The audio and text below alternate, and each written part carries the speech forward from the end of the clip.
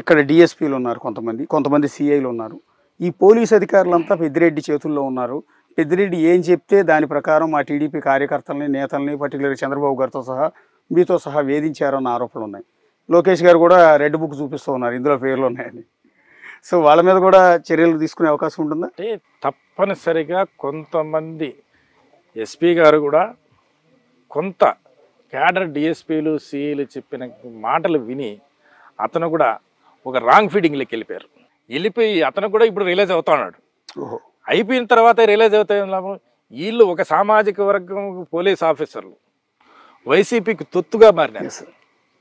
కొంతమంది డిఎస్పీలు, కొంతమంది సీఈలు. వాళ్ళకి తప్పదు. మమ్మల్ని ఏ రకంగా తప్పుడు కేసులు పెట్టి మమ్మల్ని హీనించి మమ్మల్ని కార్యకర్తలను కొట్టి లోపలేసి నానా బూతులు అనబాని మాటలు అనేవి చాలా హింసించినారు. వాళ్ళకి తప్పదు.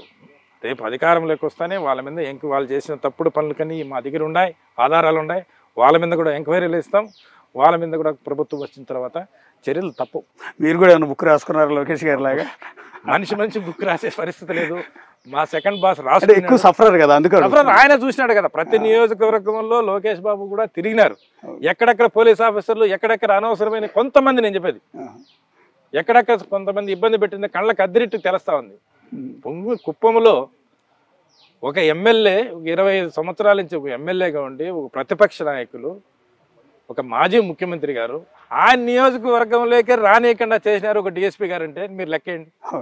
ఆయన నియోజకవర్గంలో ఎంటర్ అయ్యేదానికి ఇది ఎక్కడన్నా ఉందా ఈ ప్రపంచంలో? ఈ వ్యవస్థ ఎక్కడ చూసినారు? అంటే అంత కరుడు గట్టిపోయిన వాళ్ళు. తెలుగుదేశం రాదు, ఇంకా వైసీపీని ఈ రాష్ట్రానికి పూర్తిగా అని చెప్పేసి ఒక ఆలోచనతో వీళ్ళు విచ్చలవిడిగా ప్రవర్తించారు. అటువంటి వాళ్ళకు రేపు ప్రభుత్వం రావడం, వాళ్ళు చేసిన అవినీతి పనులు తప్పదవి. All the best sir. Thank you sir Chandrababu garu. Thank you. ఇది పొంగనూరు నియోజకవర్గ